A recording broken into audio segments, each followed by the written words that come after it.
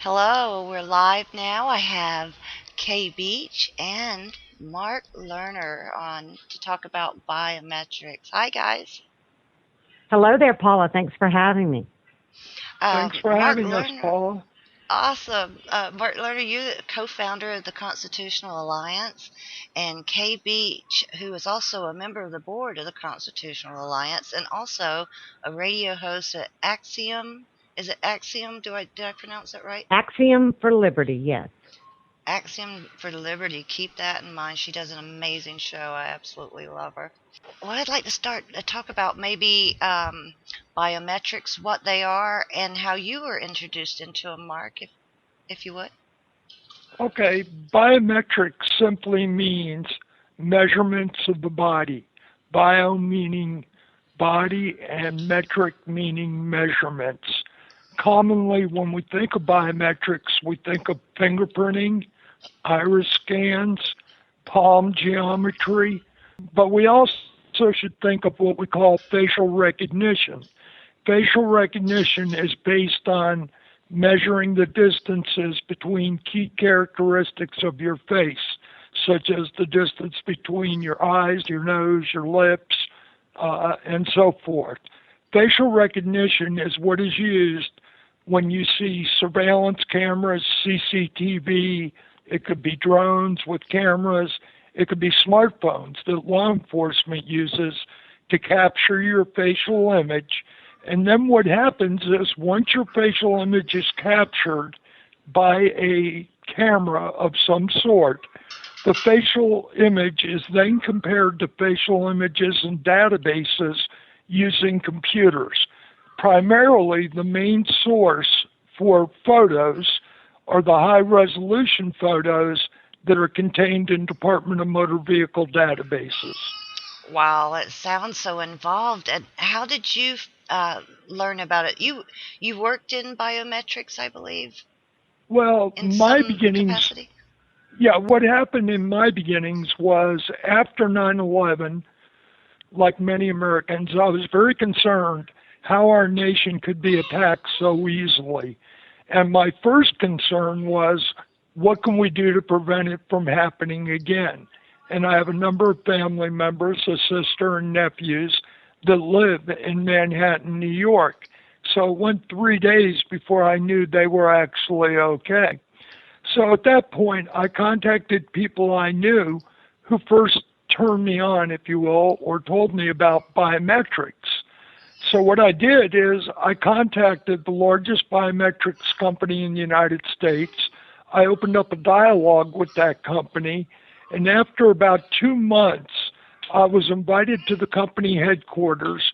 At that time, it was Visage Technology, VIISAGE, Visage Technology, located in Massachusetts. So I flew up to Massachusetts on a number of occasions. I met with the president of the company. I met with the chairman of the board of directors, the head of sales and marketing, some of their scientists, as well as the people that did what we call demonstrations for the states. In other words, if a state was interested in using facial recognition with their Department of Motor Vehicles, I met with the people that performed the demonstrations for the different state DMVs. And after about 2.5, 3 years of this, being invited to conferences with law enforcement, intelligence people, and otherwise, I came to discover that there was a great deal of wrongdoing, some illegal and some just wrong, that was going on within the biometrics industry. They were overhyping the ability of the technology. Tests were being rigged to get desired results. And they were also misleading investors in the company. So that's how I originally got involved in the issue of biometrics and the biometric industry. After 2003 going into 2004, instead of being somebody who was a proponent of biometrics, I became somebody who vehemently opposed the use of biometrics. And from that point forward, of course, I opposed the Real ID Act 2005 and other similar type laws that would require people submit to biometric enrollment. Now, eventually what happened is we went on and myself and another person formed an organization called the Stop Real ID Coalition, and from that, we later formed what is today the Constitutional Alliance, which is a group of people from all over the country that are opposed to the use of biometrics. Our primary goal is to ensure that there is no mandate that would require people to submit to biometric enrollment. And, I have read a lot about you and watched the videos and things, and I live in Clearwater, which is near Tampa Bay, Florida, and we had the Bucks Super Bowl. And through you found out exactly what happened. I'm glad I couldn't get tickets at this point because unbeknownst to everyone that went there, they were scanned. Is that what you would call it? Yeah, in 2001, the Super Bowl was held in Tampa, Florida. The Super Bowl became known as the Snooper Bowl instead of a Super Bowl. And the reason is people that entered the stadium that day for the Super Bowl had their facial images captured by cameras, and those images were compared to law enforcement databases. At that time, the company, Visage Technology, had reported that a number of arrests were made as a direct result of the use of facial recognition technology. It later came out that when the Hillsborough County Sheriff's Department was pressed on the issue, they admitted that not a single arrest that day could be attributed to the use of facial recognition.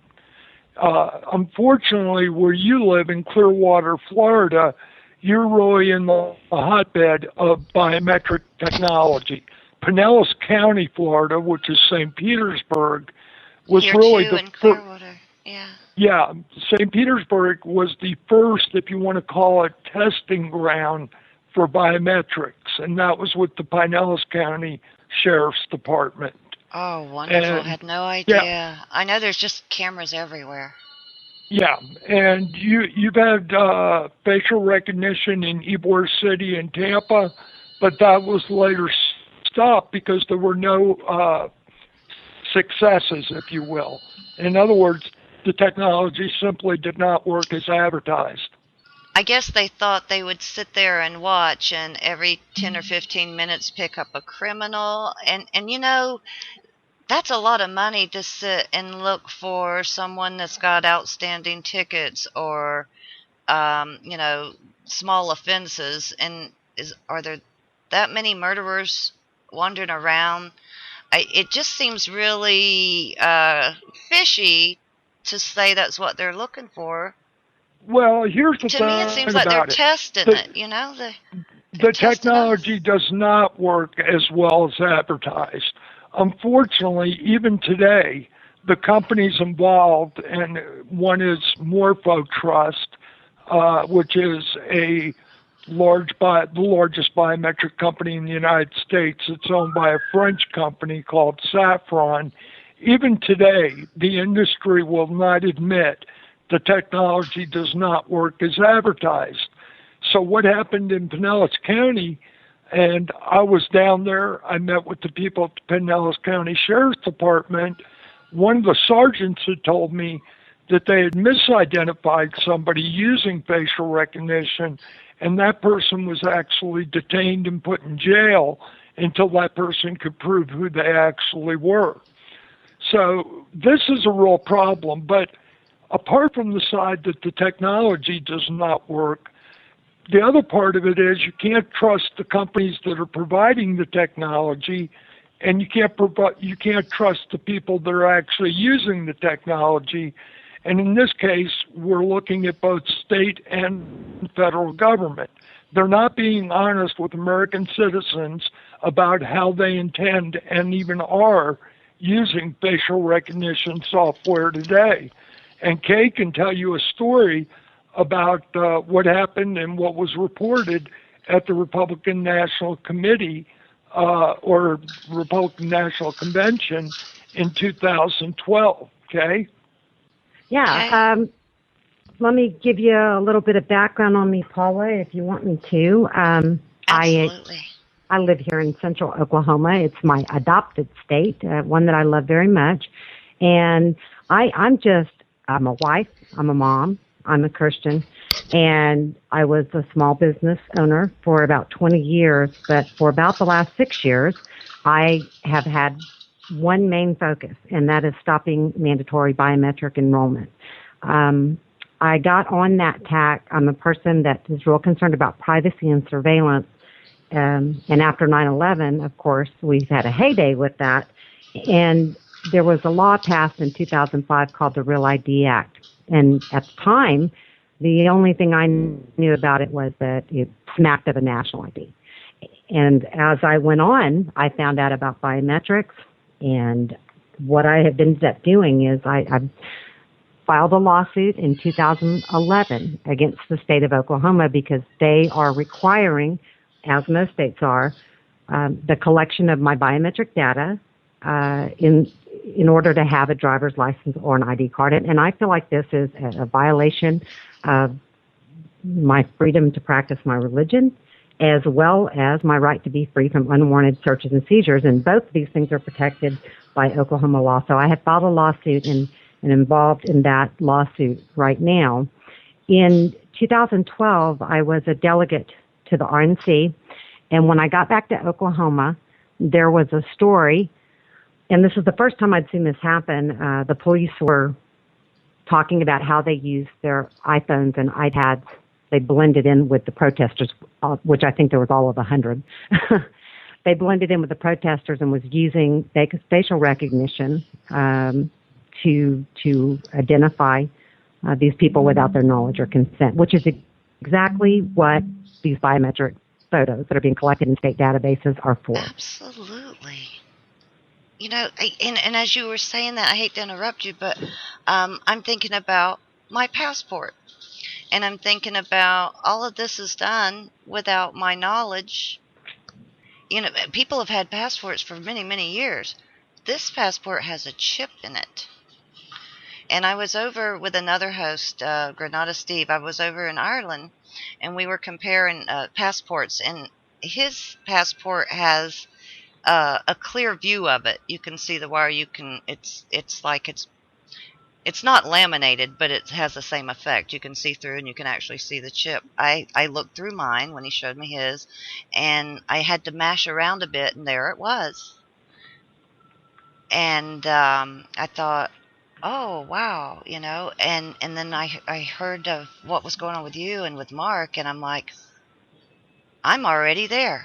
I'm already in that database. Well, most people feel that way when they realize what's happening, and you just hit on a key point. The fact that this very intimate data is being collected about us, and nobody even bothered to tell us, much less ask our permission. And if you want to get your hackles up, you know, when I go around and talk to people, I always ask them, how many of you know that when you sit down for your driver's license or ID card that they're capturing your facial biometrics expressly for the purpose of using with facial recognition technology. Now, I'm proud of Oklahoma because a lot of times I'll get quite a few hands. But generally speaking, most people have no idea. And I ask them, don't you think that's something they might have let us know about? Absolutely. And here I am living in the capital of the world here for it, Pinellas County. You know, it's like, it's so sinister. I do not for 1 minute believe they had the cameras and that they were doing that in Ybor to, because, you know, everyone knows tons of murderers go up and down the streets, up and down. There's, you know, how much does that cost? How much manpower and to find a needle in a haystack kind of thing is to me a really flimsy excuse. They started their mapping. Well, here's the thing about it. We can talk about apprehending criminals, but what we all have to understand in the post 9/11 era, the United States, our government, has called the United States a battlefield in the war on terrorism. And our country has also said that the greatest threat to the United States is domestic terrorism, homegrown, lone wolf, whatever. So the point is, we're not really talking about apprehending criminals. What we're talking about is our government created a report, Department of Homeland Security, titled the Domestic Extremism Lexicon. And as part of that report, they identified many different groups in our country that were potential domestic terrorists. If you supported Ron Paul or a third-party candidate, or you were a certain type of evangelical Christian, even environmentalist, anti-war protester, all these different groups and many more were deemed to have members that were potential domestic terrorists. So what you have to think about is when you're walking down a street and you're in public view, there's always an argument you have no expectation of privacy when you're in public. But the reality is you do have an expectation of anonymity. In other words, anybody can walk up to you with a camera and take your picture. You know, it happens all the time. But it's one thing for your picture to be taken. It's another thing for you to be identified. When your facial image is captured by the camera, whether it's a closed-circuit television camera, smartphone, or a drone, and your face or that facial image is compared to your DMV database, and then your identity becomes known. If you want to attend a rally or a protest or a town hall meeting, you have a right to do so without revealing your identity. And this is where it becomes very problematic. It's not just that they're looking at all these groups as potential terrorists, if you will. They also use another technology, predictive analytics. And what this gets into is collecting everything there is to know about you, literally. And sources of information can include public databases, DMV databases, data mining companies that are in the business of collecting your personal information, what church you belong to, what magazines you subscribe to, everything about you. So what they do is they'll capture your facial image, and this all happens instantaneously.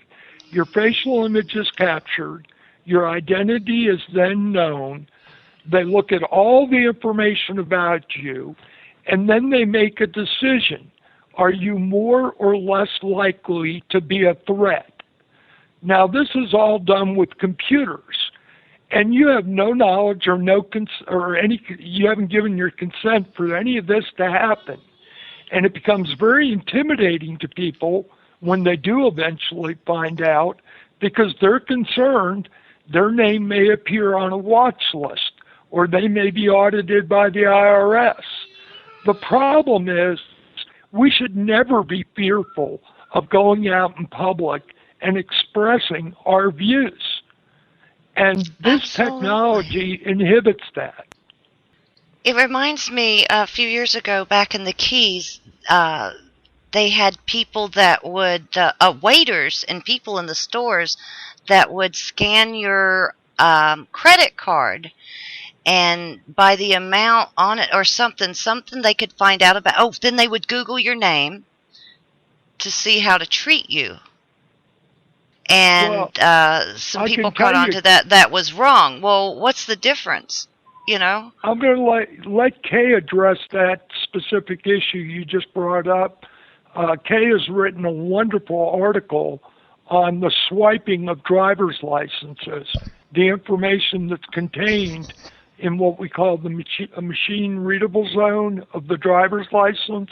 That's the back portion of your license, and Kaye can address that part of the issue. Kaye? Oh, please, Kaye. Well, I first of all would say that I think you hit on one of the real problems with biometrics. With biometrics, it's turning our body into our ID. And what that means is, that it's very personal and inescapable, since they're actually using the measurements of our body. So it allows you to pinpoint down to a person.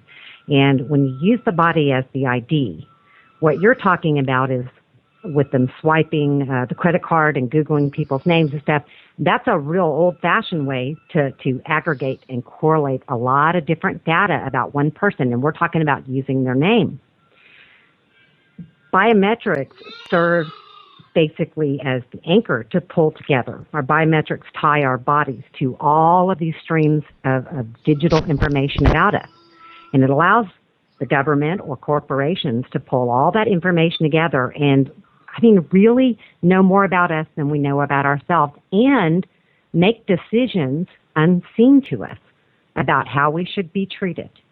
We'll never know what doors opened or closed because of, I call it our digital doppelganger, which is all the information about us, but it's not us. And Wow. the mag strip, or it's a 2D barcode. Every state uses a 2D barcode. Some use additionally a mag strip. The 2D barcode, which is a funny-looking barcode on the back of your driver's license, contains information in 2 dimensions. And what that means really simply is that it holds a whole lot more information than a regular old barcode. That technology that is on the back of our driver's license was ushered in by the Real ID Act. The Real ID Act of 2005 required a lot of things, but 2 major things when it comes to surveillance and privacy, and that is the inclusion of our facial biometrics and a machine-readable technology on the card. Now, machine-readable technology could be RFID. It could be the 2D barcode. Eventually, it will be RFID for every state. That's the direction that we're moving. And with those 2 technologies on our driver's license, that makes that little card so much more than simply identification. Yeah, I'm who I say I am. It allows for the tracking of our movements, our associations, and all of these things about us across time and across space. It ties us to all of that data and allows us to be tracked. And so what they did with the driver's license, with that law that was passed in 2005, Real ID, it has been transformative. And Mark can tell you more about this, but, we all know on a gut level that a national ID is the tool of tyrants and can be misused and abused and have all sorts of stories about that. But what we have now is even worse. It is actually a international ID by virtue of the inclusion of international standards, and it is moving the identification closer to our bodies, which is allows for a lot more precise control over an individual. You can be used to control your access to places, to items that you need, to the things that you need every day to live and survive. And I can tell you, I have been without a valid license since 2011. And just to note a few things that I can't do, I've had to restructure my life. It's very difficult to get around without a government-issued Oh my photo gosh, ID. I can't imagine, a hotel or just everything I could think of. Yeah, I have been declined the ability to rent a hotel room, and we're talking with cash, post office box, and one of the things that really bothers me the most is my ability to pick up prescriptions. Because if you Oh, think about it, wow, I mean, how yeah. many people rely on their prescriptions, and how many people can say, well, I'm not trading my biometrics for medication? It's only going to get worse. I mean, that biometric ID will be required for everything that we need to live and survive. That's where we're going, and Mark says this all the time. The time to fight this is now, while we still can. Absolutely. It's already gotten out of hand. It almost seems like a monster. Get ready to go for a short break right here. This is Paula Live with Kaye Beach and Mark Lerner and Jordan. And we'll be right. Hi, I'm Paula. This is Paula Live, and we're back with Mark Lerner and Kaye Beach. Wow, that was a break where it could have just stayed live mic for what we were discussing. It's just biblical. This and it has to be stopped. We're talking about the national ID system or international ID system, and biometrics. Yeah, two things, Paula. Number one, what Americans really need to understand, the goal is to know everything about everyone. And with the use of biometrics and things such as the driver's license, the machine readable zone, what the government is doing is creating what we call a 24/7 digital footprint. What that means is, regardless of where you go or what you're doing, there will be a digital footprint of where you've been and where you are. And that's accomplished through using surveillance cameras, or it could be you could be at a store checking out and using your credit card. All this information is being compiled and put in databases, and people in the federal government are being able to access that information. So everything we're doing today is part of the 24/7 digital footprint. And as we move forward with things like smart grid, which incorporates smart meters, and people start to utilize smart appliances, whether it's TVs or refrigerators, whatever the case may be, that 24/7 digital footprint will not just include what happens once you walk out your front door. It will also incorporate what you're doing in your home in real time. So they'll basically have a digital footprint from the time you get up to the time you go to sleep.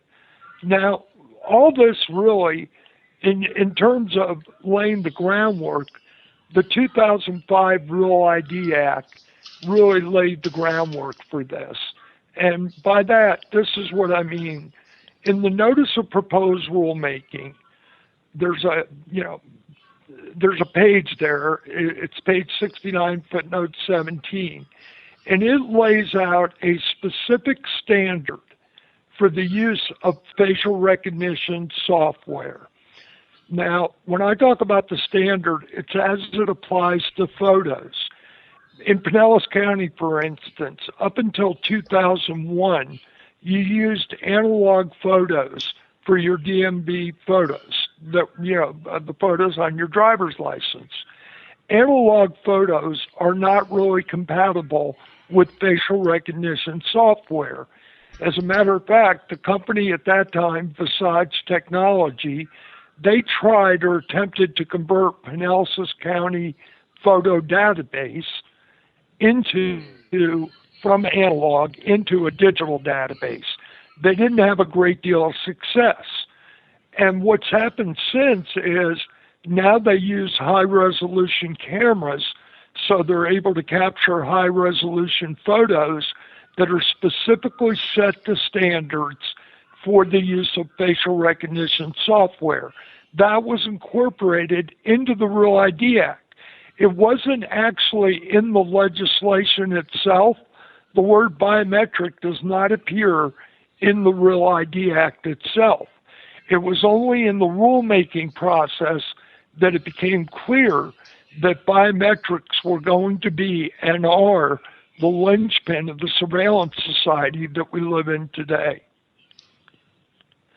And so you brought up passports. Our country led the world in what's called Epass Ports. Epass Ports are simply, again, high-resolution photos with incorporating RFID chips. When you look at your passport, you'll see an ICAO logo on the front of your passport. Countries all over the world now have adopted e-passports. But that's what I was going to ask. This is worldwide. This isn't just the U.S. Yeah, this is the important thing to know. Nearly every country in the world belongs to the ICAO, the International Civil Aviation Organization. In the Real ID Act rules, it specifically says the standard for the digital facial image or photo is the adopted standard of the ICAO, the International Civil Aviation Organization. Now, they got the standard from what we call the International Organization of Standardization, another international agency. But the point is, whether you have a driver's license in the United States or a driver's license in France, a passport from the United States or a passport from some other part of the world, Greece, all these photos on these identification documents are all set to the same standard for facial recognition software. So when we say in the United States, the Real ID Act creates a national ID card, it actually goes much further. It creates what we call a single global system of identification that will control your ability to buy, sell, travel, and if Congress has its way under immigration reform legislation, also to be able to work. As part of the Senate bill that passed on immigration reform, Senate Bill S744, it specifically requires employers to collect your facial biometrics and submit those biometrics to the Department of Homeland Security. The Department of Homeland Security then wants to be able to use what they call a photo tool, which is a nice way of saying facial recognition software. They will take the photo they get from your employer, the digital photo, and compare it to the photo in your DMV database. So whether a person is for or against immigration reform, the bottom line is the way it is being talked about today and already passed in the United States Senate, every citizen should oppose it because it mandates global biometric enrollment. Absolutely, and we have listeners even tonight in there from England, Ireland, and all over the place. Just makes me think of while I was visiting Ireland, I was in the car with somebody, and we got pulled over, and the officer asked for a license, and the man calmly said, "I don't have one." And so he walked around a little bit, shined the light, and said, "You can go." And so we drove off, and I thought I couldn't get my heart out of my throat because I couldn't see that happening in the U.S.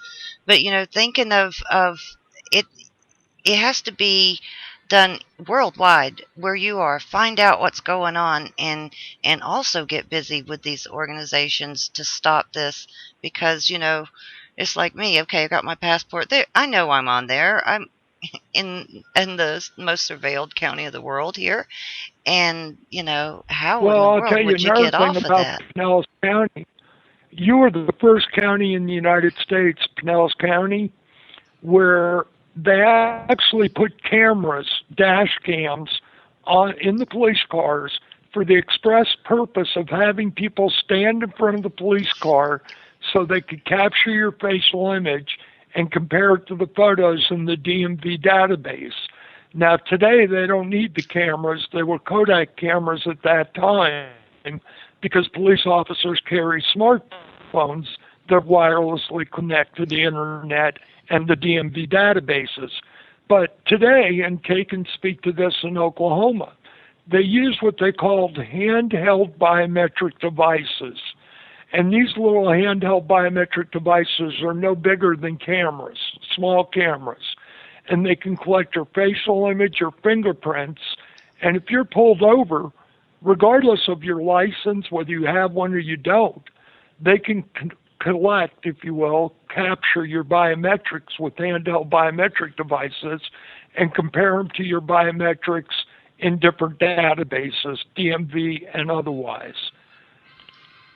And Kaye, wow, you can that in Oklahoma.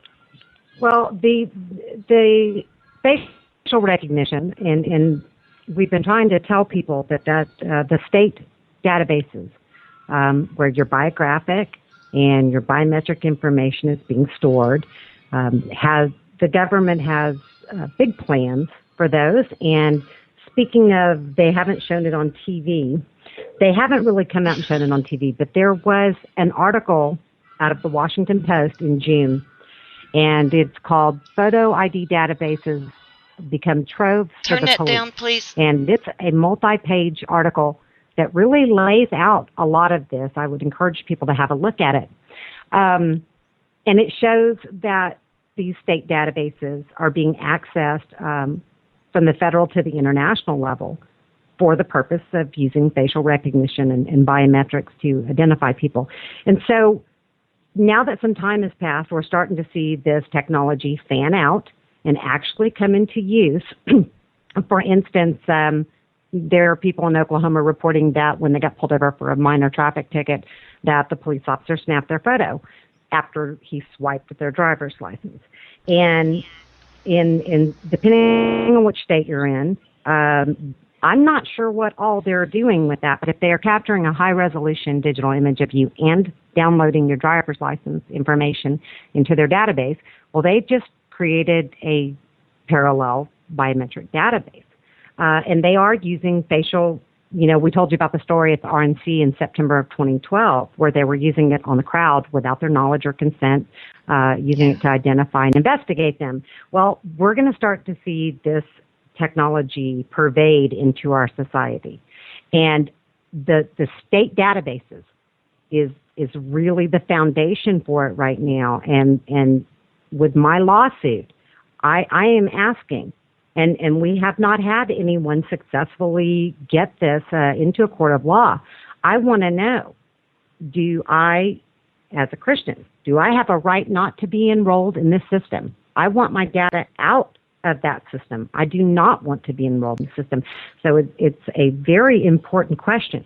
I know we don't have a lot of faith in law, legality, or the authorities right now, but this question has to be presented in a legal sense. We simply must know the answer to this question. I am not going to have a biometric government ID. I'm not going to do it. I would like to continue living my life as a free human being without one, and I think I have a right to do that. I think you do too. I'm just thinking of how do you cash a paycheck or I don't. I don't. Oh, my goodness. Here's the thing about this. People can, debate how far we should go to protect, the public, national security, public safety. But the one thing I think that everyone should be able to, agree on is you can't reconcile a surveillance society with a free society. You can't do it. And with freedom, you must be willing to assume some risk. The fact of the matter is we're talking about biometrics as if there is no other plausible solution to ensuring a person is who they say they are. Kind of loud. Or they are. Actually, there are other ways to do it without biometrics. In fact, your birth certificate establishes your identity. It is called a breeder document. And even the federal government, if you look at the Department of Health and Human Services, recognizes birth certificates as the primary form of identification in our country. Biometrics are really the prize for the federal government because it allows for what we call RBI, remote biometric identification. Your image, your facial image being captured without your knowledge or consent and compared to DMV and other databases. And you don't even have to be, you don't have to physically be scanned. You can walk by. Radio frequency identification, is that correct, Mark? Yeah, you can. RFID is another component of being able to identify and track people. But you should also know this. DARPA, which is a part of the federal government, they do advanced research, Defense Advanced Research Projects Agency. They're looking at being able to capture people's fingerprints from 100 feet away. So facial recognition would be one way. Fingerprints, iris scans, they're looking at capturing up to 100, 200 feet away. They want to know who you are when you're in public, period. And you have to understand the chilling effect this has on our rights, our right to representation, our right to free speech, our religious rights. One of the primary reasons that I'm involved in what I'm doing as a Christian, I find the consistency between what is happening in the world today with the use of biometrics and what we're told that is going to happen in Scripture. You can't deny that.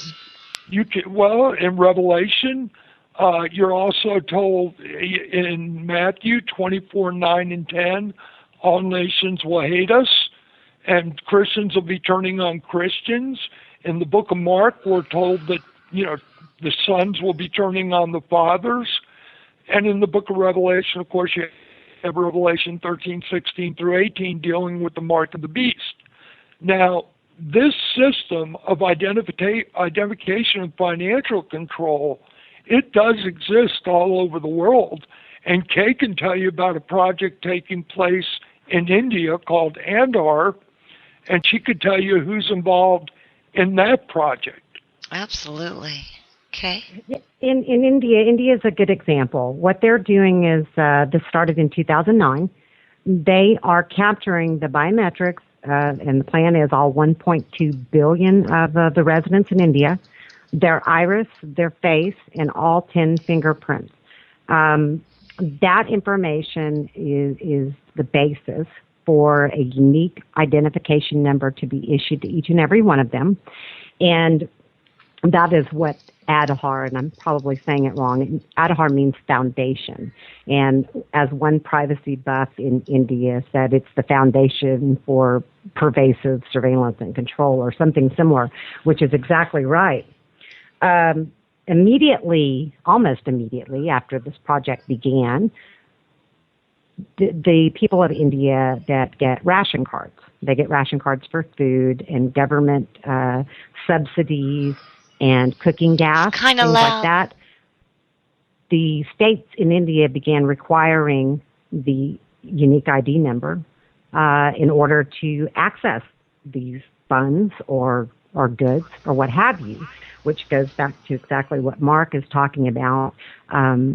You will have to give up your biometric ID to be the key it's for access control. It is what you'll have to trade to get food, in case of India, cooking gas and what have you. And when you look at India, you can clearly see this developing in a more unrestrained manner, in a more out in the open manner, as a model for the rest of the world. And it is often spoken about as being the model. Now, who is involved in this? You've got a lot of wealthy donors, including the Gates Foundation, including the World Bank, including USAID, and many others that are paying not only in India, but in many, many developing nations. Here comes the money factor. That's right. And of course, the company that signed on with the government to do the biometrics portion of this is our favorite people. They used to be L1 Identity Services, and that company has been absorbed into a huge multinational corporation called Safran, which is 30% owned by the French government and boasts of its long relationship with Red China and Russia. And Safran and the subsidiary Morpho Trust is handling in the United States practically all of the biometrics. They handle the biometrics for the DoD, the FBI, the State Department, and almost all of the driver's license in the United States, as well as passports. So they're working on a monopoly. It looks like they're working on a global monopoly to me. So if you want to kind of really see what's going on, go look up India biometric ID, type that into your search engine, and just look around and see what you see. Another interesting development, there is a race on to get this technology, like I said, in the remotest corners of the world. It is all the same system by virtue of those international standards. And you see things, for instance, like in Nigeria, where you have MasterCard working with the government to provide national biometric ID cards. Oh, how sweet. If this doesn't raise alarm bells for people, I read these things and I think, Do people not see this? The direct money, because that's where it's going to go. Can you just imagine? Here's the thing about it. I was invited onto Trinity Broadcasting Network, the Church Channel, and Daystar to talk about this from a Christian perspective.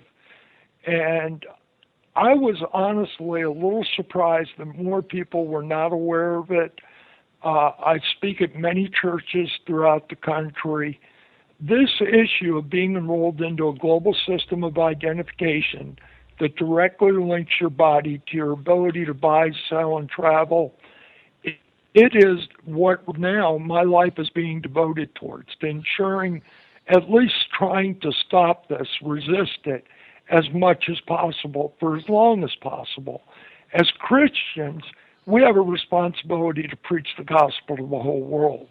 And at a time when we see religious persecution on the rise, the Pew Research Foundation did a study, and they found that in 75% of the world, 75% of the world's population lives where there is strong or very strong religious persecution. So we have to ask ourselves as Christians, as persecution of Christians is on the rise, how do we fulfill our commitment to our Lord and Savior, Jesus Christ, while we're being enrolled into this system, this global system of identification and financial control? And how do we preach the gospel? How do we do that? And really, what I want people to understand, when we talk about global biometric enrollment, there's three phases. One, enrollment. Two, you have to have international standards, which we do. And the only reason you have international standards is to facilitate global information sharing. And then third and finally, you need telecommunication networks that allow for the sharing of the information globally. We have such networks. One is called AMBANET. Another one that many people are familiar with is called NLETS, which stands for National Law Enforcement Telecommunications System. NLETS recently, about a year or so ago, changed its name. It no longer goes by the name NLETS. Today, the name is the International Justice and Public Safety Network. And if you go to their website, you will see much of the information that is shared globally. The primary source for that information is your State Department of Motor Vehicle database.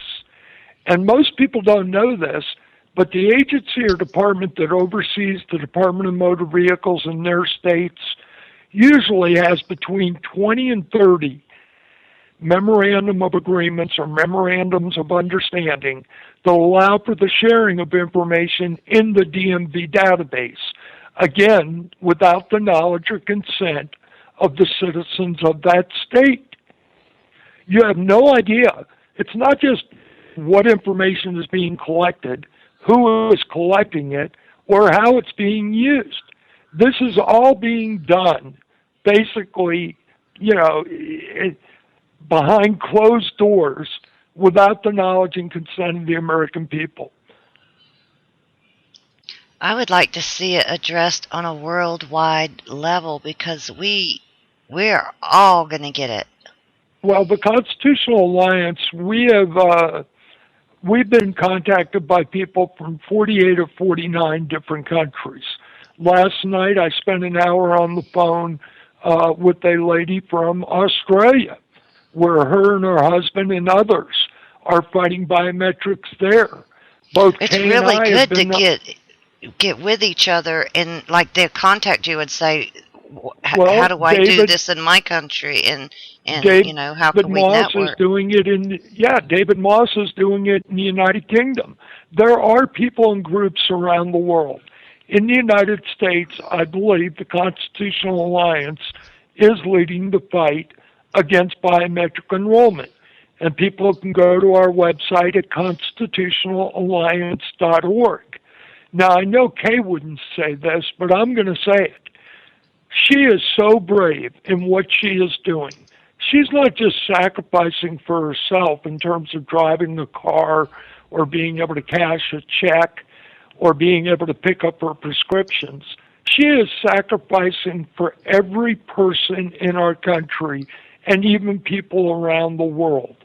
This is a system of control. People have to understand that. It is a system of control. There are two types of control in this world. One is what I refer to as direct control. That's where a law is passed that says you can't do something. Maybe it's a speed limit. You can't go over 70 miles an hour. You go over 70, you break the law. Okay, fine. Then there's what I refer to as indirect control. Indirect control is manifested through fear and intimidation.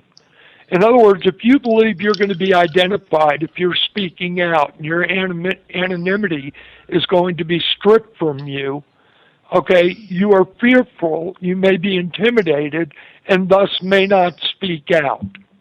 And to me, indirect control through fear or intimidation is much worse than what we call direct control. But biometrics is about control. And Kaye Beach, God bless her, she is doing this. She is responsible. She has a legal defense fund. Her bills are in the tens of thousands of dollars. And she needs everyone's help. And they can go to Kaye. Kaye has a website. She'll tell you what it is. You can go there, or you can go to the constitutionalalliance.org. And on the left-hand side, we have a little section. It says Contact Kaye. And you can donate to Kaye's Legal Defense Fund. You can do it online. You can do it by check if you don't like to give online. Use credit cards. There are many PayPal? ways you can help Kaye. Thank you so much, Kaye, for but here's sticking the your thing. neck out. If everybody thinks everybody else is going to give to help Kaye and they don't do it themselves, Kaye is not going to continue to be able to raise the money that's needed for her legal defense fund. I would pray that every person who hears this, radio show, who hears this discussion, takes 5 minutes to put a check in the mail to Kaye. We know not everybody can afford to give $100, $500, $1,000 or more. But if people will give $5, $10, $20, whatever they can afford, that would greatly help Kaye Beach. And all they need to do, and Kaye will give you her website, or you can go to constitutionalalliance.org, click on Contact Kaye, but people have to give. And if you're a Christian, Christians should understand there's a biblical basis for giving. When people are suffering, and there are many different ways that we suffer, one of the ways we suffer, though, is to protect others. And that is what Kaye Beach is doing. And as Christians, we should be supporting Kaye Beach. I could tell Even you, as people of the United States or people of the world, because whatever happens with this legal action that she's taken right now will be a precedent. No lie. Well, the great news is Kaye Beach has some of the best attorneys in the country, including the Rutherford Institute and Ben Sisney, who was formerly with the American Center on Law and Justice, Jay Sokoloff's group. I went to Virginia Beach. I met with the ACLJ. Some Oklahoma lawmakers wrote a letter to the ACLJ asking they meet with me. They did. We met for over 4.5 hours, even though the meeting was originally scheduled for an hour and a half. But they were so moved by the information. It was irrefutable information about what was going on with biometric enrollment. They subsequently issued, the ACLJ did, a 112-page condemnation of the Rural ID Act and mandatory biometric enrollment. And we know on the left, ACLU has been opposed to biometric enrollment. So this is not a question of conservative or progressive, liberal, Republican, or Democrat. Every citizen should be opposed to mandated biometric enrollment. And right now, Kaye Beach's lawsuit is the only lawsuit in the country of its type period. It will be the blueprint for what can be done in other states. I can't encourage people enough to go to Kaye's website or constitutionalalliance.org. On the left-hand side, it says Contact Kaye and give to Kaye Beach. Kaye, would you give your web address, please? Yes. The best thing to do is to type in your search engine Axiom for Liberty. That's Axiom with 2 X's. The actual website, I lost my domain name, but it's axiomamuse.wordpress.com. But if you type in Axiom for Liberty with 2 X's, you'll go right to it. And Mark, thank you for that. Well, I think it's important we all understand as citizens, especially the Christians understand, but this is for all citizens, Christians and non-Christians. You know, we belong to many different organizations, a lot of us. And we have to ask ourselves, what successes are we seeing, are we having? And if we're honest, there haven't been a lot. But in one area where we have been successful is in delaying the implementation of the Real ID Act. I've testified before many state legislatures all over the country. I've met with members of Congress, their staff, and their council. And I can tell you what Kaye Beach is doing is the crack in the dam. You have to remember the goal is total global biometric enrollment. When Kaye Beach does prevail, and I believe she will, as do many of the attorneys I've talked with, including some of the best constitutional attorneys in our country, when Kaye Beach prevails, there will no longer be an achievable goal of total global biometric enrollment.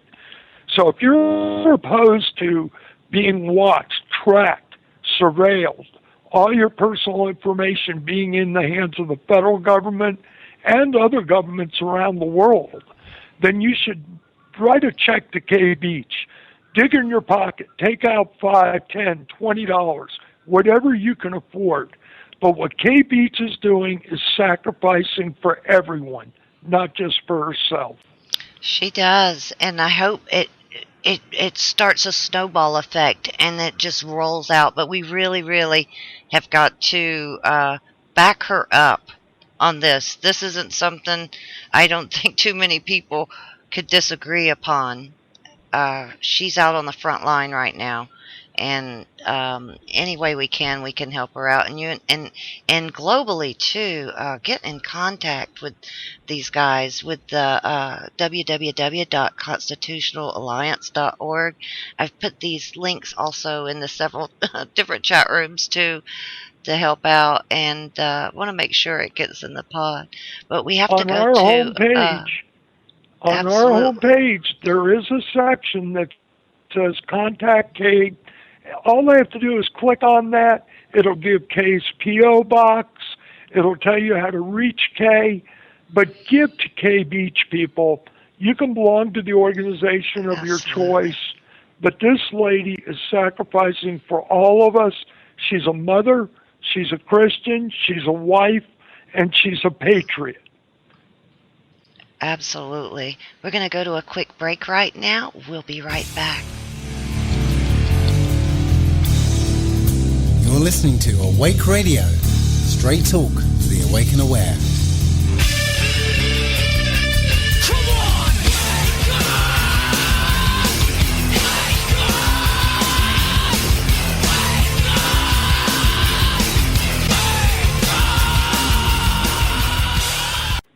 I'm Paula. We're back on Paula Live with Kaye Beach and Mark Lerner. Wow, this is just amazing. And Kaye, we were talking over the break just now. Excuse me. Would you like to tell them what we were discussing? Well, Mark mentioned that the Rutherford Institute, John Whitehead, who's a personal hero of mine, signed on to this case. And he has a real way with words, and he has a way of getting to the heart of things. And it's really important for people to understand that this affects each and every one of us everywhere. I am a Christian, and I know that it's very dangerous to give any entity so much control that they can control my ability to buy and sell. And if they can control my ability to buy and sell, which they certainly can with biometrics, they could also use that power to prevent me from preaching the gospel, which as a Christian I'm charged to do. Now, if you are not a Christian, say you're an artist, say you're an activist, whatever it is that you like to do with your freedoms, that will be affected. If the control is applied to everyone equally. If the government doesn't want it happening, it's not going to happen. But John Whitehead made the point, and I think I can do this quote from memory. He said, whether biometric identification in the form of a driver's license or other government-issued identification is the mark of the beast or merely the long arm of Big Brother, the outcome remains the same, ultimate control by government. I think that quote really encapsulates the issue. It is ultimate control by government, and we know from history that is dangerous. And I have read every book I can get my hands on about the takeover of totalitarian-type societies. And so we're looking at East Germany. We're looking at Nazi Germany. We're looking at, all of these different societies. And this is in modern times where we've had tyrannical governments take over. And in the case of Nazi Germany, I have a book here that I don't know if everyone would get as much out of it as I did, but for me, this is one of the most profound books, and a lot of times I will just open it up and read it before I go speak to people because it reminds me of why I'm here and what I'm doing. This book is called The Nazi Census, Identification and Control in the Third Reich. Now, many people may have heard of a book by Black. I'm not thinking of his name. It's called, what is it? The IBM and the Holocaust. And a lot of people have heard of that book and understand that IBM used rudimentary computing, holographic punch card. And that was the basis for this very efficient genocide. So in this little book, what is so profound to me is that the fellows that wrote it, this book preceded the IBM and the Holocaust book. In fact, I think Mr. Black got some of his information from this little book. This book was done in 6 months by two researchers in the 80s when Germany was thinking about reinstituting the census. And they asked the right questions and they made the observations that really resonated with me.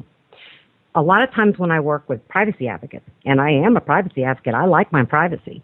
Another famous German said that reclaiming privacy is the first step towards protecting freedom, and I think that that's absolutely the truth. But this book starts off, in one quote from it is, they ask, is not the simple abstraction of humans into numbers a fundamental assault on their dignity? And I think that it is. They ask the question politically that I think is still relevant today, and that is this. What information does the government have the right to know about it or to collect? And that is the question we all have to ask ourselves. We have two major tools for preventing a tragedy by a tyrannical government. And all governments are potentially tyrannical. They tend to grow, and they tend to do whatever it is they can get away with. And one of those tools is to never let any government or any group or organization or entity ever accumulate that much power to start with that they could implement tyranny. And the second thing is that when the first one fails, is that we be able to hide. And biometrics as identification, using our bodies as our ID, means that we will not be able to hide. And that is very dangerous. We need some sort of buffer between us and total transparency. It gives me, like the envisions of the Terminator. The machines are after you, and with this this type of scanner, what's it called? The RID, not the RID. Oh, I just RFID. RFID. Something like that can view you remotely and get this information. Oh my gosh! Well, I'll tell you an interesting story. There was a hacker who went to an FBI convention in Las Vegas, Nevada, and each of the FBI agents were carrying their FBI identification documents, their cards. And this hacker was able to walk through the room of the FBI agents and get their personal information that was contained on the RFID chip embedded in their identification cards. You know, we have to understand that we've had many times in our country, we can think of the McCarthy era, we can think of, what happened to the Japanese during World War II with internment, or we could think of the abuse of power that J. Edgar Hoover had with his little black book. But think about the technology of today and the power that goes with the information, including your biometrics that's being collected. Imagine if J. Edgar Hoover had biometrics back in the 60s.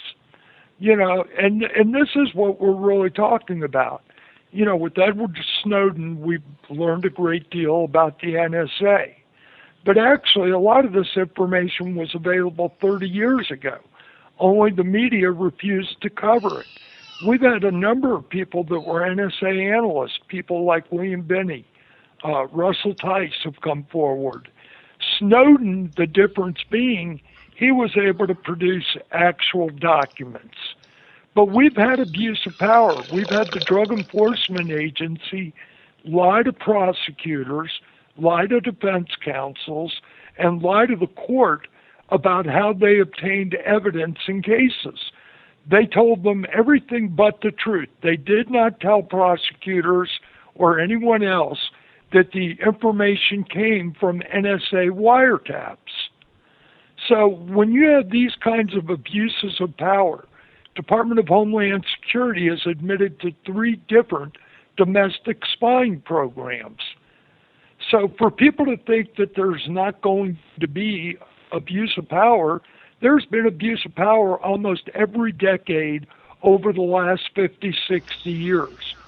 The issue is going to become at some point, when are the people going to stand up and say enough is enough? And if they don't do it now, with regard to biometric enrollment at the state level, this is why what Kaye is doing is so important. Right now, the people who have their biometrics in their Department of Motor Vehicle databases, they can go to their state legislature and say, you know what, we don't want our biometrics in the DMV database, because the federal government is using the states as surrogates to collect the information for them. As long as the states are collecting the information and giving it to the federal government doesn't have to comply with the Privacy Act of 1974. And our Constitution does not call for states or state lawmakers to be surrogates of the federal government. The state is supposed to be the buffer between an overreaching federal government and the rights of citizens. The buffer, not the surrogate of the federal government. And if you can't get it done in your state legislature, that's why people should be supporting Kaye Beach, because Kaye Beach is going to prevail in state court. And she will not only not have to provide her biometrics or that are in state databases would have to be deleted. And this is very important for people to know. For me too. Well, here's the thing. You have much greater access to your state lawmakers than you do your members of Congress. You can become much more involved at a state level than you ever could at the level of Congress. But, here's the thing. $3 billion a year is spent by lobbyists on members of Congress. $3 billion. That works out to $5.5 million per member of Congress. The 435 members of the House and the 100 members of the Senate. On average, $5.5 million is spent lobbying each one of those members. Now, who do the people really think has more influence? The lobbyists and the people they work for, or the citizens? I think the answer is pretty obvious. So fighting some of these battles at the federal level just is hitting your head against the wall. But at the state level, there's still time to do something about it. And there's still time to get your biometrics out of state DMV databases. And, whatever comes with that, we'll bring that up in a minute. I would like to go back to where what was going on in India, that MasterCard and all was involved, because what certain companies would like to do with that is you only carry one card. Can't wait to see the commercials on TV for this one. Use your driver's license. Will also be connected to your bank account, your credit cards, and those types of things. Well, Kay can talk to you about an article that was just written here in the United States suggesting that the driver's license becomes a one-shoe-fits-all sizes document in our country. That's even more scary. Well, and the fellow that wrote this article, Mark, you probably remember his name. I don't. But the thing that's interesting to me is he's taking this attitude of, I know, I've got a great idea. We use our driver's license for everything. Why don't we could use it for our healthcare ID card? And let me tell you, with nationalized healthcare, you are going to have an ID because they have to discern who gets what, who has the right to what. It requires an ID card. It is going to be a biometric ID. But this fella acts like he just pulled that idea right out of his hat and never thought about it before, and he just had a little light bulb go off, and of course that's not true. We've been reading about this ever since they've had the capability to do this. It's just been a matter of time before they implement it. And here is the thing. We have both the technology and the political will in place right now to do what they've never been able to do before, and that is track and control every single individual on Earth. And the only thing that stands in the way of that is us. That's it. They have to have the political will. They have to have the technology. And so the people do have some power there, but they have to stand up and say something. So this idea of using, and let's not get too focused on the cards. The cards are not necessary when you're using the body as identification. It's just trapping. It's not even necessary. That's the point of it. And so we're going to get to a point where the identification process is going to move from the card to the body. And this is where you look at technologies like we have RFID that can hold the information and, as you pointed out, transmit it from a distance. Well, we know that can and has and is being put into the body. There's also technology. That's the next step. No card, nothing. You walk by, there's your information. Look at it like this. Databases are routinely compromised. There is no such thing as a secure database. Identification documents can be easily altered or counterfeited. Today, people can buy U.S. driver's licenses from companies in China. So we're reaching a point where the government is going to come to us and tell us the identification process must be moved from the ID document to directly on the body. We already have RFID, chips. We have RFID skin patches, which literally get integrated right into your skin. There's also RFID tattoos. A company named Somark produces a tattoo that it comes in both visible and invisible ink, and the information is stored in the ink of the tattoo. So there are many different types of RFID delivery systems, the chip, the skin patch, the tattoo. But the point is, with databases getting compromised, ID documents being altered and counterfeited, it's not going to be long before the government says to us, the ID process must be moved from the ID document to directly on the body. And at that point, the ID card becomes worthless. On our website, constitutionalalliance.org, I wrote the most recent article. I talk about a national identification system versus a national ID card. And I make the argument that we have created a national identification system. And people really should read that article to understand where we're at today.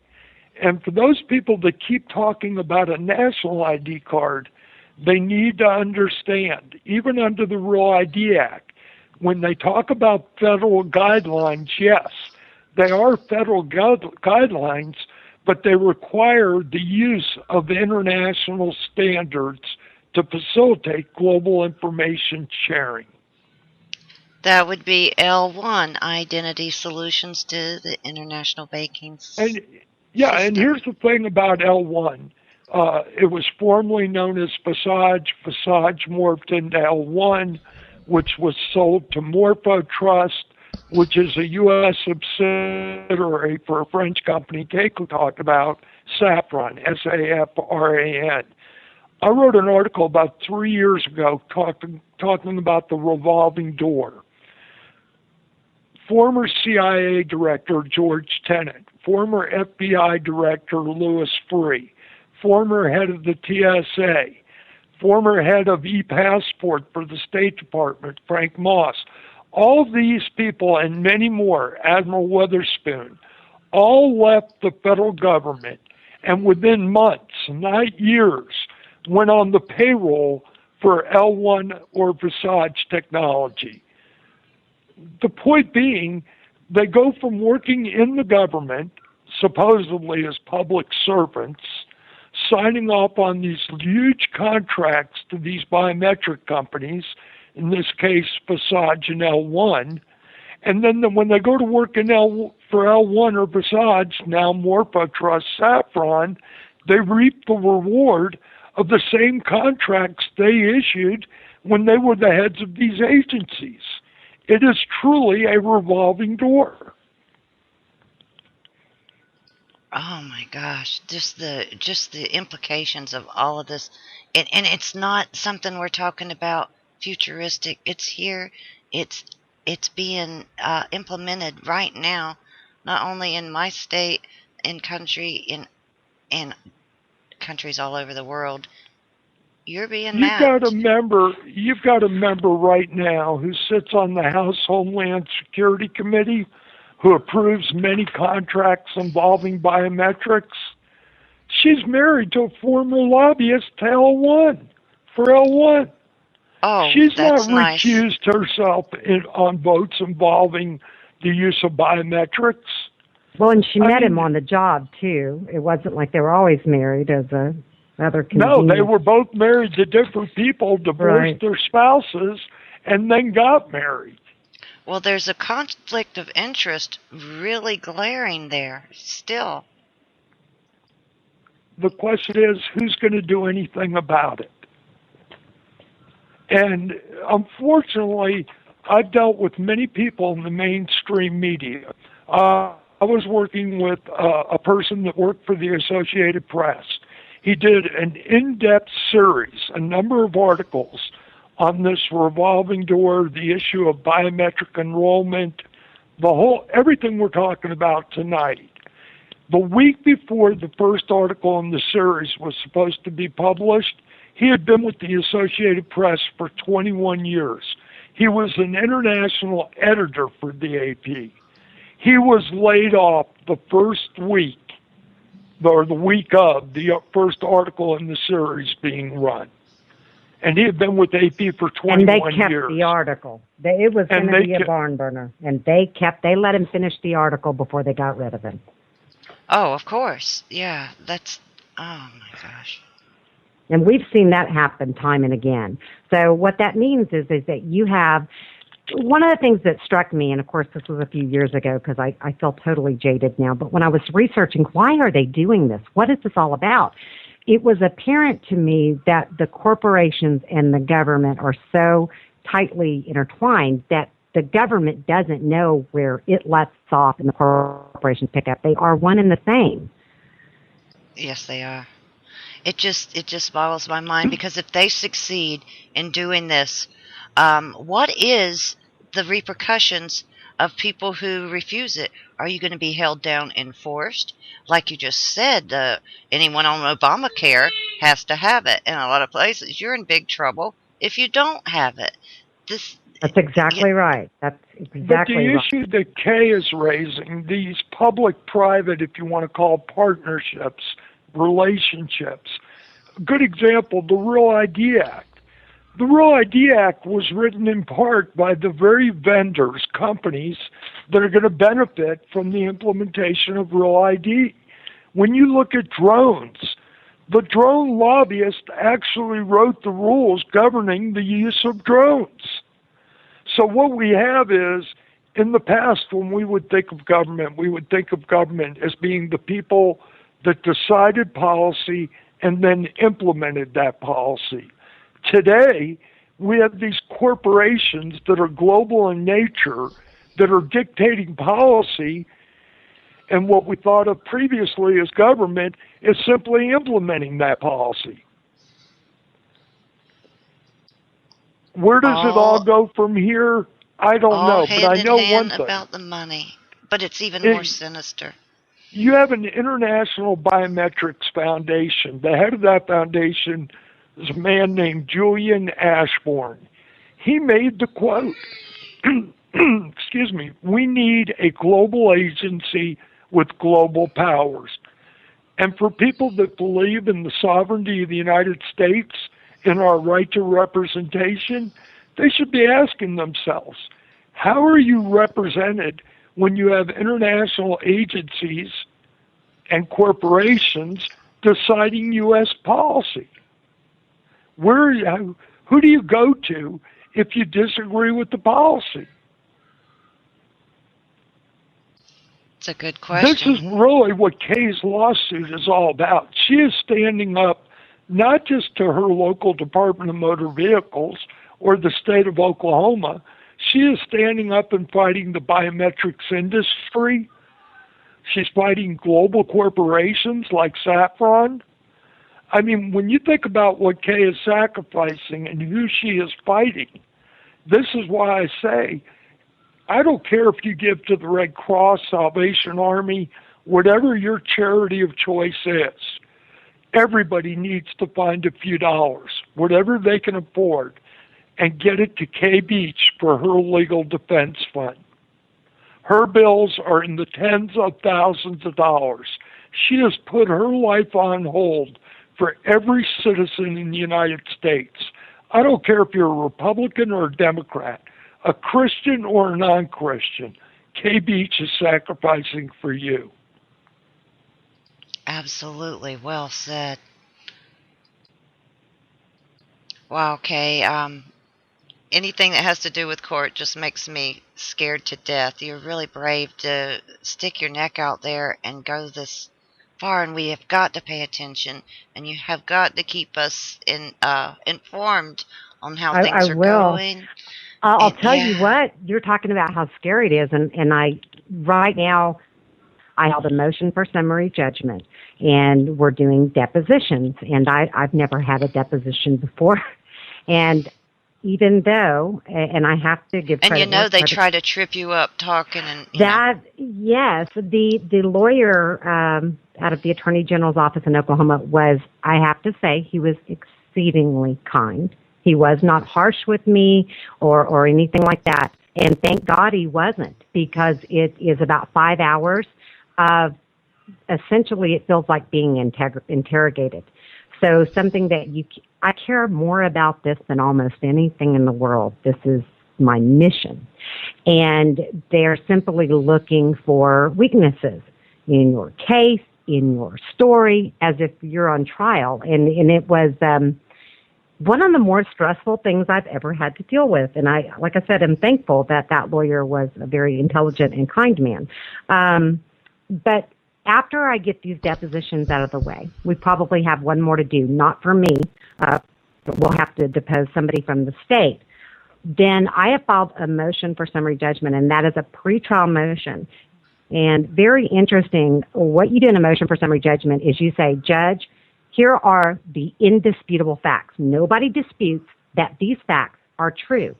And we believe that based on just these facts right here, you can make a ruling. In my case, the ruling would be that, yes, indeed, my rights are being violated right now.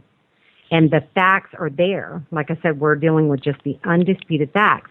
And so as soon as I get these depositions out of the way, that motion will go before the judge. And by the way, if you really want to understand more about the case, the best thing to do is go to constitutionalalliance.org and look over to your left, and you will see motion for summary judgment, Kaye Beach's case. And read, you don't have to read all of it.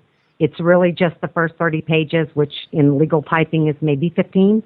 And it lays out step for step what my assertions are, what the facts are of the case. So if you're wondering if maybe these people are kind of out there on all this international, global stuff, and maybe they're out there on what biometrics can do, and not only what they can do, but what they are designed to do and what they're intended to be used for, you read the first 30 pages of that summary judgment. And if you care to, all of the attachments that back up every single assertion that I've made, you'll have a much better understanding of that case. Absolutely. Please do. Everybody, take the time. If you send some money in, read this, but pay attention. It affects you. And if we're making a stink in this country, others will follow suit around the world. We got to stop it. It's going on now, and it has to be stopped. And wow, you're my hero, Kaye. Oh, thank you. You know, one of the things that really touches me is that I've read everything I can get my hands on about what's happening in India, because it's so atrocious and it's so clear. You know, they don't have a history of liberty. They don't even have a constitution that gives lip service to it. And I know we're really upset with how ours is not being followed, but they don't even have that. And the few people that are speaking out in India, those have got to be the loneliest people. Can you imagine being a privacy or a liberty advocate in India? It's a very lonely little group of people. And one of the things that I saw that literally made me cry was this privacy advocate who had written pages upon pages upon pages pointing out the illegality terms that will come from this biometric ID system that's being used to control these very poor people's access to their food, to their cooking gas, to all these things. Was he said he just hoped that the West, that the UK, that the United States, that it was up to us to stop this, because they simply could not stop it. They did not have the rights or the power to stop it in India, and that's true for these other developed countries where these people don't even know what's happening to them. They, you know, he was putting his faith and banking on that people in the West, in the United States, would be able to stop this, because if we didn't, no one could. And that really, really got to me. That's the responsibility that we have, not just for our own country and our children, but for people all over this world, to protect them and their liberty and their freedom and their ability to live out their lives and be the people that God intended them to be. That is the charge that we have as relatively free American citizens. That's a lot on your fragile little shoulders, you know, for you to have to carry. It's on all of us. It really is. It's on all of us. And you know what?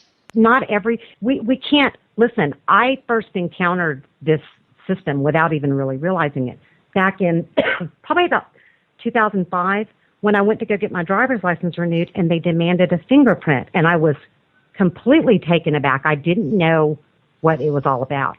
But I said, no, I am not a criminal. You can't take my fingerprints when I'm not a criminal. And I said, can I sign a paper or something? I don't want to do this. And they said, no, you have to do this, or you don't get a driver's license. Well, at the time, I was a young mother. I had a new business. I had so many things that I had to do every day, so many responsibilities, that I didn't feel like I had a choice. So we all have so many things going on in our lives that we can't drop everything and go file a lawsuit like I have done. I'm blessed to be able to do this, and I am grateful and glad to be able to do this in my life. I'm so thankful for all the people that have supported me emotionally, financially, my husband, who is shouldering a lot of this burden, and my family, who supports me in all this. I am glad to be doing this. But we all can do something. And saying no and letting your legislators know that this is absolutely not okay with you, supporting my lawsuit, getting the word out, all of these things matter because you are the holders of public opinion. And there has to be public acceptance along with the political will, which comes from our legislators that we elected, and the technology.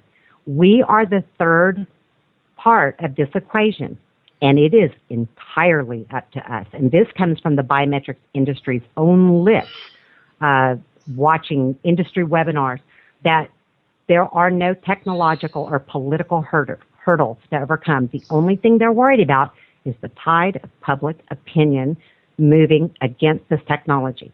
And you can see glimmers of this happening, for instance, in Ohio. Now, let me say, when Real ID rolled out, about half the states balked and refused. They either wrote a resolution or in some cases, an actual law against Real ID, but it was based on that it was an unfunded mandate, privacy issues, sovereignty issues. All of those are valid issues.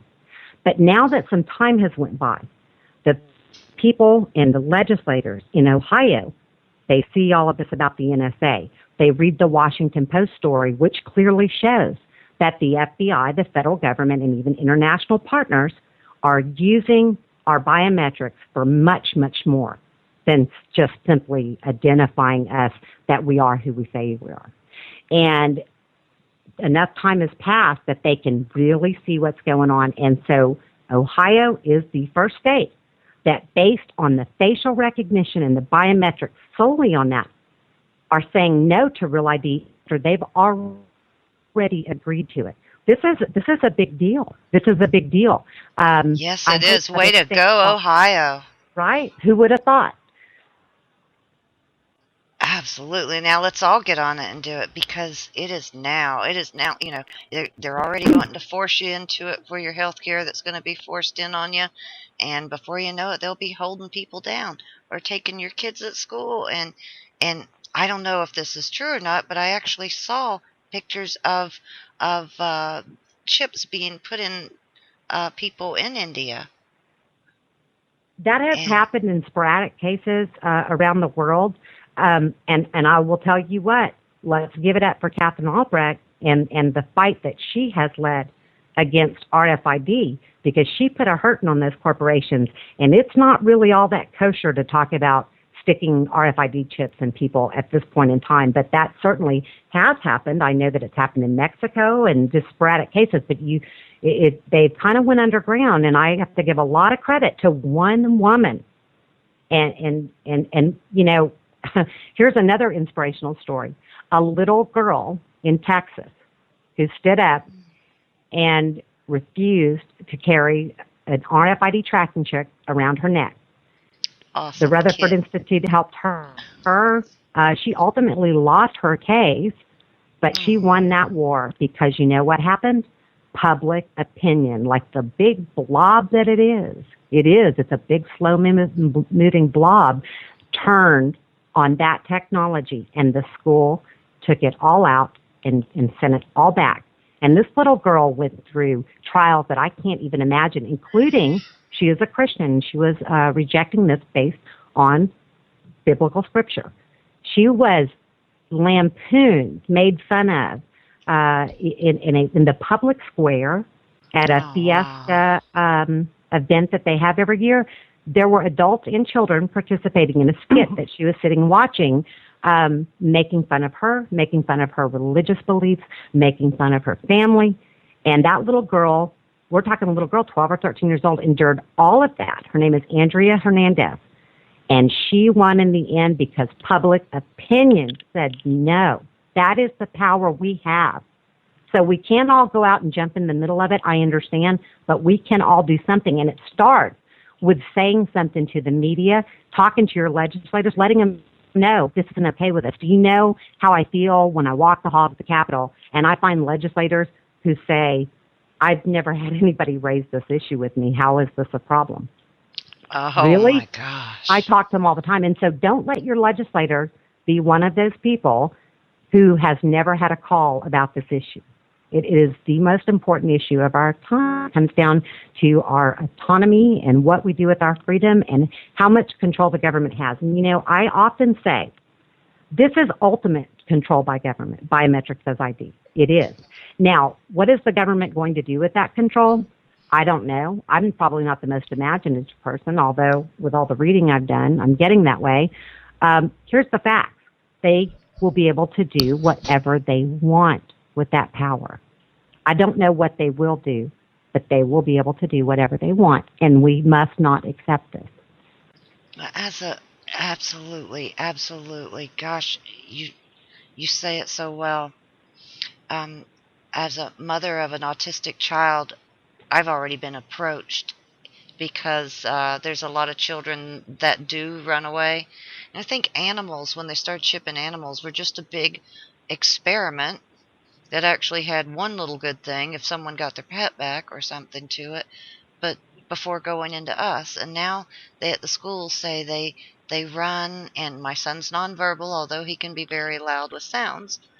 He couldn't possibly tell anyone where he was. And so they are marketing at special needs school already to chip your children. And that's the key word, marketing. And we know when we're marketed to, they're not telling us all, the whole story. They're giving us the sunny side up. Like I saw an article that, it said that we need to do iris scans on these kids in schools because if they got abducted or somebody took off with them, it was so that we could find them. Now, think about this. How does having an iris scan on a child help you find them when they've been stolen? Really? How does it do that? Absolutely. You can't find them to check to see it. Like those girls that were in the house and couldn't even get out. How did they check their iris from there? Whenever you're thinking about whether you support a new law or the use of a technology, and I talk to lawmakers about this across the country daily, never think of just one law by itself. It may authorize or allow for the use of one technology. Take a step back. Look at the totality of all the laws, the uses of technologies that we're allowing, and you really get a picture of how government is going to have that 24/7 digital footprint from the time you wake up to the time you go to sleep. And as I said earlier, you have to ask yourself one question. Can you reconcile a free society with a surveillance society? And I've never yet had anyone answer that question saying yes. You can't reconcile the two. They're opposites. They're completely opposites. They're like magnets, opposite polarized magnets. They just don't go together. Well, hopefully through your show and the work that other people are doing, people will become better educated, better informed, so they can make informed decisions. If you're not getting your hands on good information, not misinformation, then the best you can make is an educated guess. And that's why we encourage people to go to the constitutionalalliance.org. But I can tell you right now, give to Kaye Beach. That is the one thing that everybody can do that can make a difference now. You don't need to wait till the next election cycle to start making a difference. You can give to Kaye Beach today and make a difference now. Yeah, I'm sending in mine on payday because the little bit I can give, at least, a lot of people like to pick a charity or something. Wait till you see where that money goes. But this involves all of us. A few dollars will go a long way. And I'm going to have this pod as a pod, like all shows, but I want to take it out, and I want you to share it all over the place. I want you to share it, and do me a favor, listeners. We got to back her up. we got to back ourselves up. We can't let this continue. Well, I want to thank you for the opportunity to be on your show tonight, and God bless you. God bless you. Thank you for coming, Mark. And Kaye, it's been really amazing having you on, and we'll keep in touch with you both. Anything we can do, please let us know. We will, and thank you so much, and for all of this time to really explain this situation to everyone. And I hope that people will look into this and begin to appreciate this is going to be pervasive, and it is the linchpin of the surveillance society, and something that now is the time to fight. It's soon going to be too late. And so thank you for this opportunity, Paula. It's so good talking with you. You too, guys, and you have a wonderful night. This has been Paula Live on awakeradio.us and also awakeradio.co.uk and shazizradio.com. We'll see you later, guys. Thanks. Thanks. You're listening to Awake Radio. Straight talk for the awake and aware.